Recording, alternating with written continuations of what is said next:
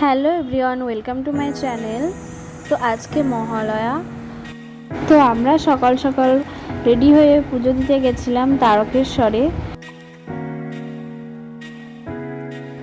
এই দেখতে পাচ্ছেন যে রাস্তাটা 1 নম্বর প্ল্যাটফর্ম থেকে বেরিয়ে এই রাস্তা ধরে আপনারা 5-6 মিনিট হেঁটে যাবেন, তো আপনারা পৌঁছে যাবেন বাবার কাছে। তো আমরা পৌঁছে গিয়ে পুজো দিয়ে নিয়েছিলাম। আর এখানে গেলে কিছু কথা অবশ্যই জেনে রাখা দরকার, যে এখানে 21 টাকা থেকে ডালা পাওয়া যায় এবং 51 টাকা থেকে পুরোহিত পাওয়া যায়। তো আপনারা একটু বুঝে শুনে তারপরে একটা পুরোহিতকে দিয়ে পুজো দেওয়াবেন, নাহলে আপনাদের প্রচুর টাকা এখানে খরচ হয়ে যেতে পারে।